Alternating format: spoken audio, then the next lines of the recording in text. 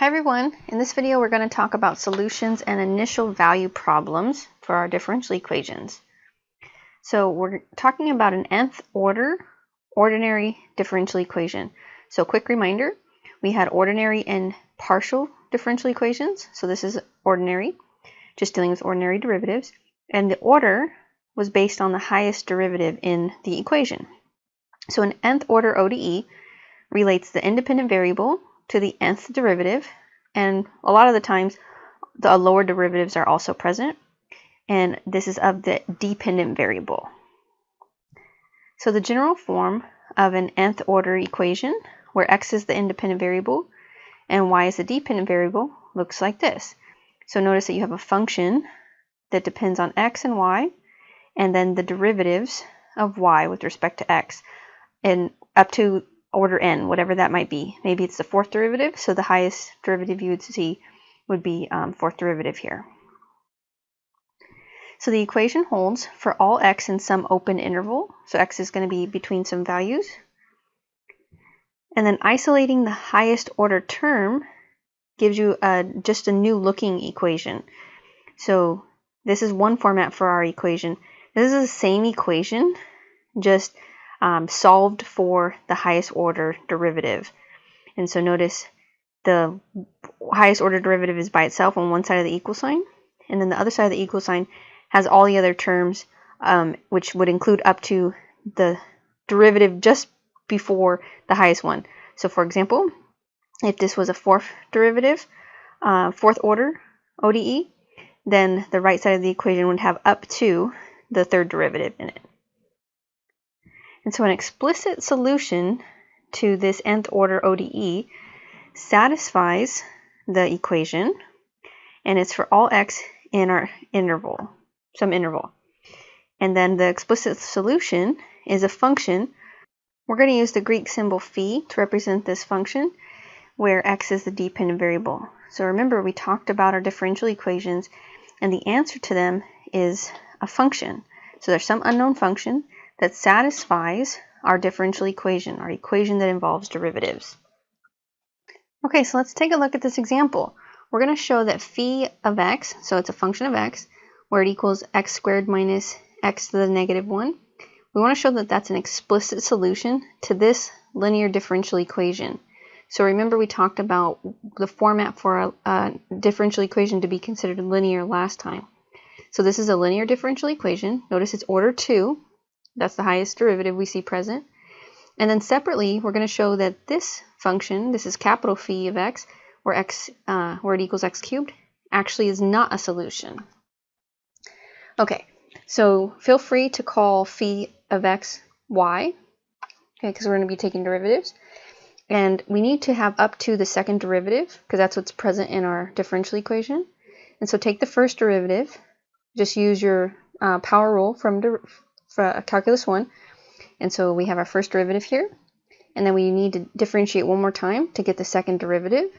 And so once we have up to the highest derivative present in our differential equation, we're going to go ahead and substitute into that equation.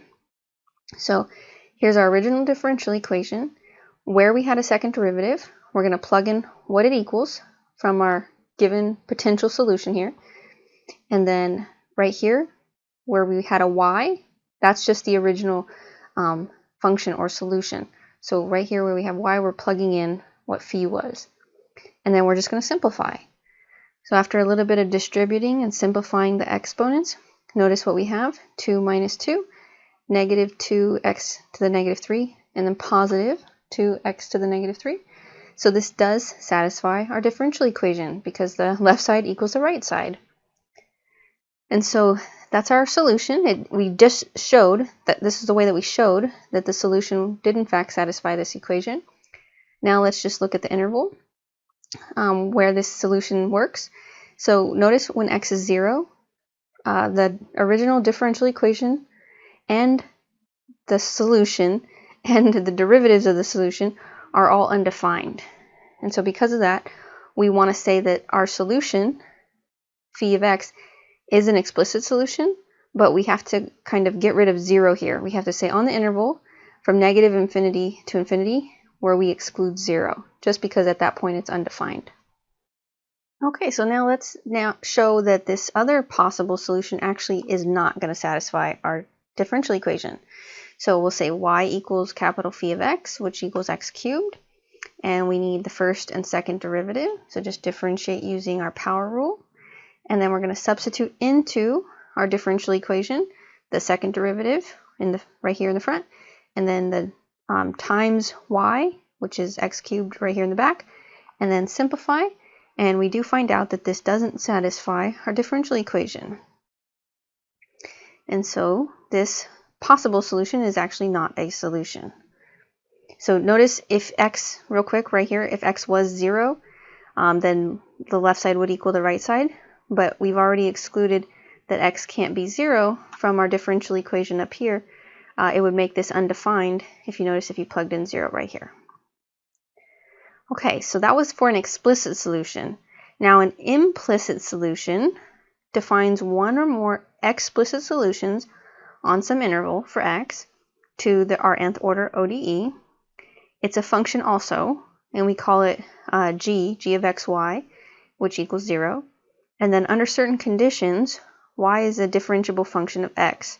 And this is actually from our implicit function theorem. Okay, so the difference is this is implied, the last one's explicit. And so what we're going to end up having to do is use implicit differentiation. So for this example, show that x plus y plus e to the xy equals 0 is an implicit solution to the nonlinear equation given here. Notice this is a differential equation. It does have a derivative in it for our unknown function. Now, a quick reminder from Calculus 1. This is an implicit solution here because if you thought about trying to solve this equation for y, it'd be very difficult.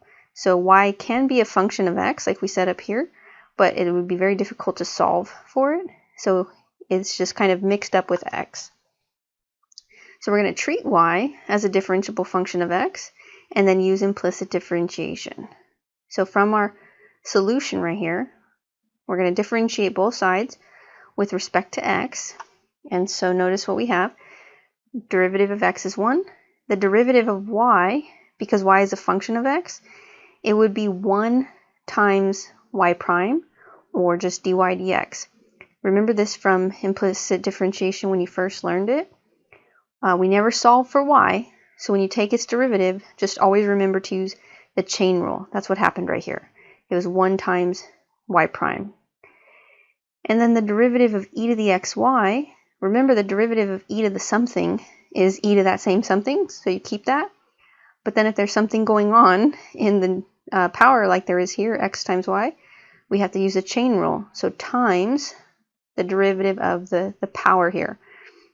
And so notice I still have to do a step to differentiate, but the derivative of e to the xy is e to the xy times the derivative of the power. And so we had to use chain rule here, but also product rule because the power was a product. So real quick reminder, derivative of the first factor times the second plus the first factor times the derivative of the second. That's your product rule from when you first learned about differentiation. And then derivative of 0 is just 0. Okay, so in the parentheses, let's just focus there real quick. Derivative of x with respect to x is just 1, so 1 times y. Derivative of y, right here, because it's a function of x, is 1 times y prime, or just dy dx. The same thing we mentioned earlier, thinking about the chain rule. And then let's go ahead and solve for dy dx if it's possible, and then substitute into our differential equation. Or you can rearrange our equation to make it match the original differential equation. We're going to go ahead and be able to solve this.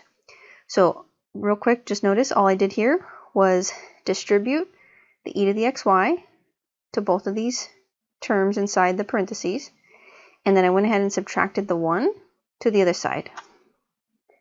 Okay, so just picking up where we were just at, we're trying to solve for dy dx, and so this term, e to the xy times y, it didn't have what we're solving for in it, so I go ahead and subtract that over.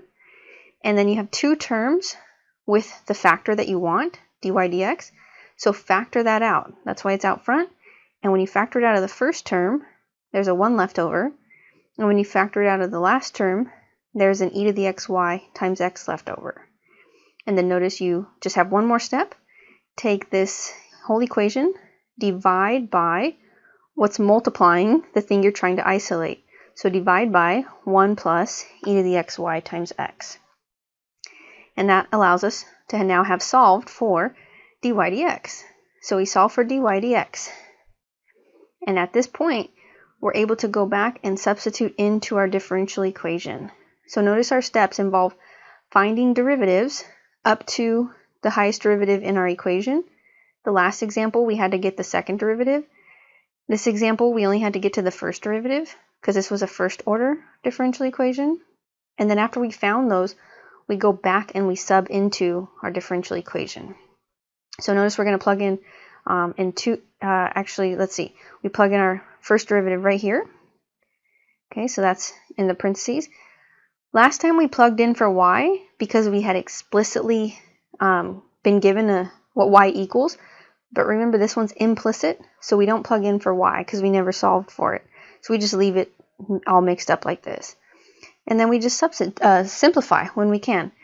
So notice right here, this factor is actually going to just divide out with this denominator, leaving us with this expression. And notice everything adds up to 0. So we do have a solution here. So this was a solution, implicit solution, because y was not solved for, implicit solution to this differential equation. And so just some notes. When you are asked to find a solution, it can mean either an implicit or explicit solution. And then solving an nth order differential equation, it may lead to some arbitrary constants, where if you have, like, let's say a fourth order differential equation, you can have up to 4 arbitrary constants. So they're going to stay in your solution unless you have some initial values where you can plug in. And we'll look at some examples where we do that. So an initial value problem is just like our differential equations that we were just looking at, but there's more information given. So finding a solution to the nth order differential equation, given here, this was our format we saw earlier, on some interval that satisfies at a certain x value, so at x naught, the following initial conditions. So we have to have, in order to get rid of all the constants or solve for them, we have to have enough initial conditions to be able to solve for all of them. You're going to see it when we do it right now. But notice what we have. We're going to have numbers here. Y of some x value, x naught, equals some y value. And then we have the derivative, first derivative, at that same x value, and then it's what it equals in terms of y. All the way up to the n-1 derivative and what that equals at that x value. Okay. So if we have, for example, let's say a 9th order differential equation, we would have 9 initial conditions, where the first one is like the 0th derivative, but up to the 8th derivative. We would be given that information. Okay, so when considering, this is just a note for you, a moving object, some initial conditions are starting time, which would be maybe represented by t naught. The initial location would be your function evaluated at that initial time, and it equals some initial location. And then initial velocity would be the first derivative of that function evaluated at that initial time. So this is just some information in case you're working with a problem where it's giving you an application. Like, instead of just equations, it's telling you about some kind of moving object, and you're given like a paragraph about time and location and velocity.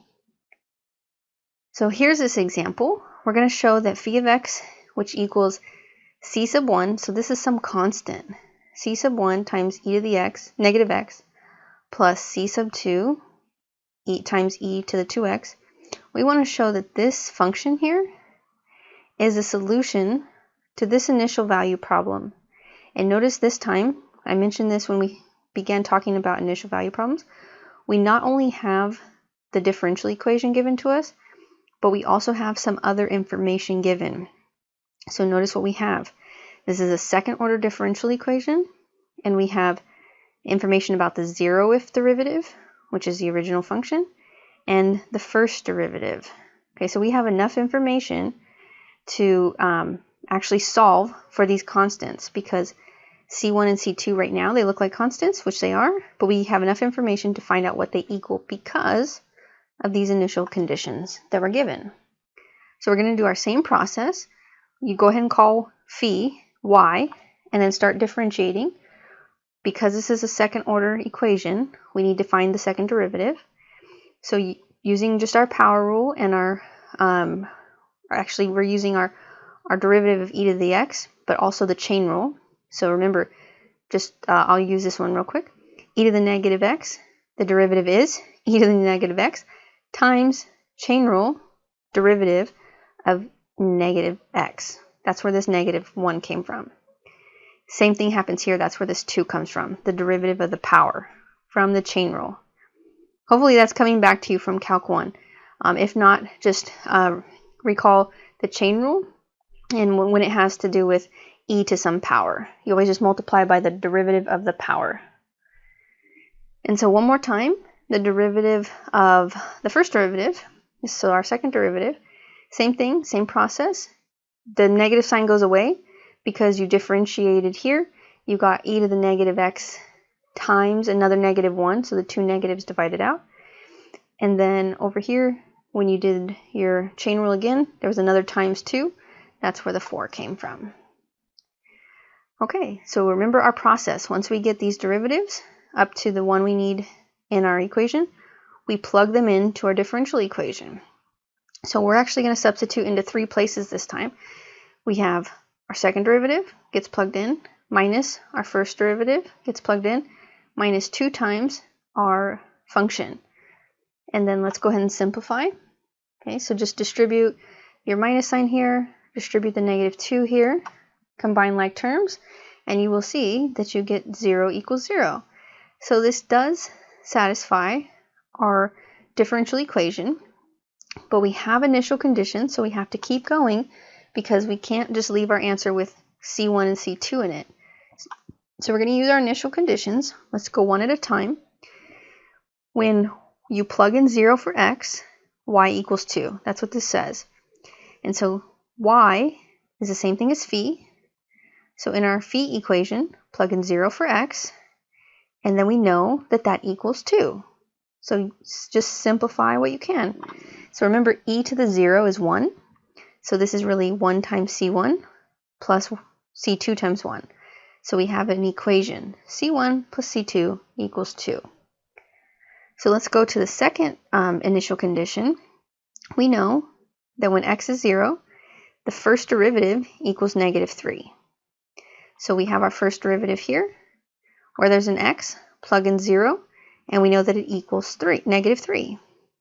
And simplifying that, we get negative c1 plus 2 times c2 equals negative 3.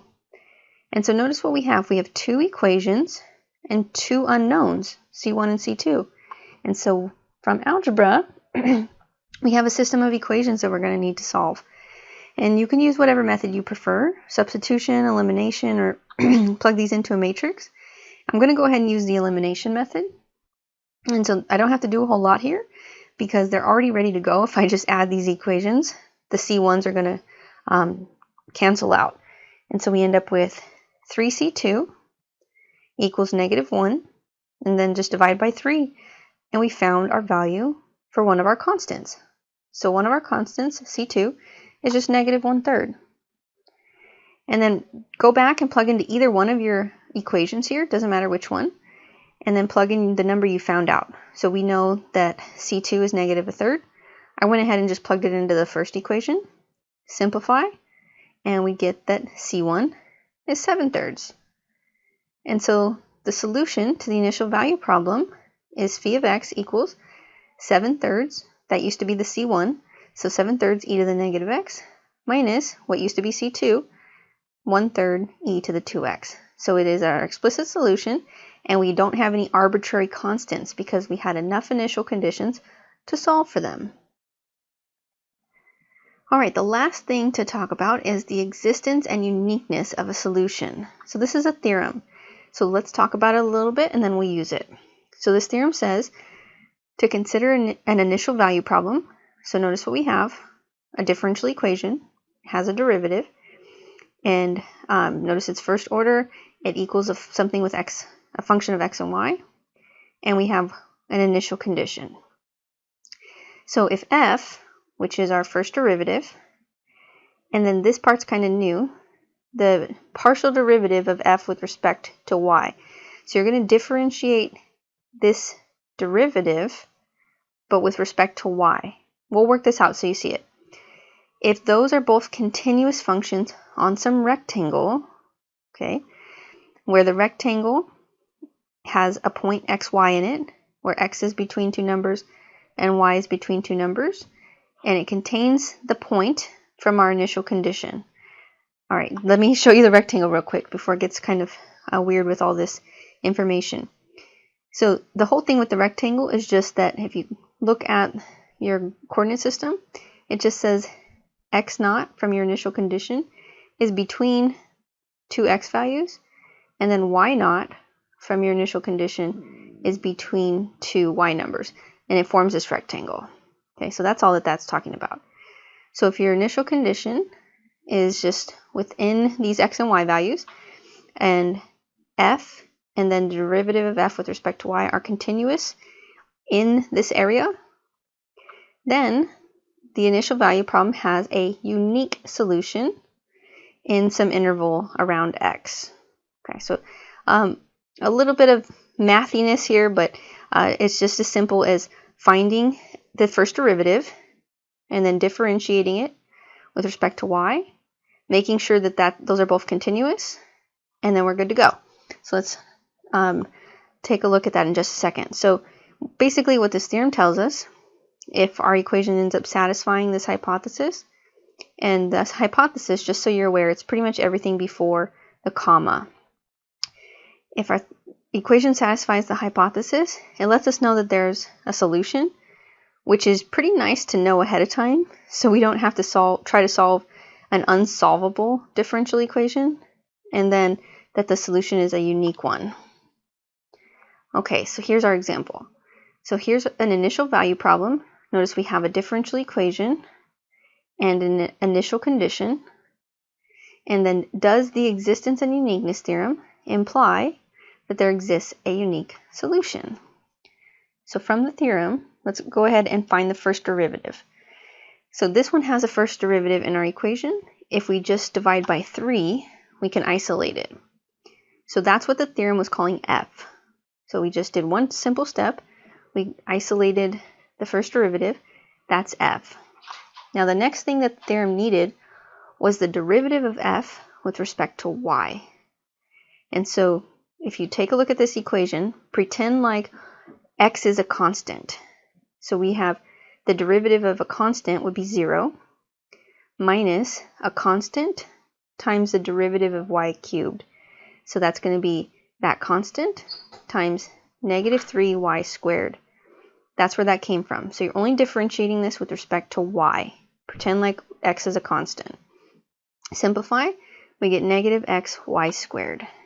Okay. So we found out both of the things we need from our theorem. Now we need to consider them at our initial condition. This condition says if we plug in x equals 1, y equals 6.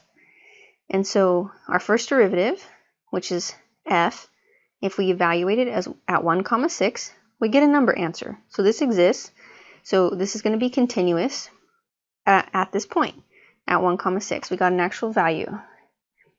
And then our derivative of f with respect to y, evaluate that also at 1, 6. And we also got a real number. So both of these things that we needed, f and then the derivative of f with respect to y, they're both continuous near, or in a rectangle you could say, containing the point 1, 6. And so therefore, the hypothesis of the theorem is satisfied, And so the initial value problem has a unique solution, and it's around the x value. So this is the interval around the x value. So you can say something like in the interval near x equals 1, but this is saying the same thing, just a little bit more math notation. 1 minus some number delta, comma 1 plus some number delta. So delta is just some arbitrary positive number. Just to give you a feel for it, pretend it's 2. So it's saying on the interval 1 minus 2, so from negative 1, and then 1 plus 2, so from negative 1 to 3, just around x equals 1. That's another way to look at it. Okay, so that's it for this one.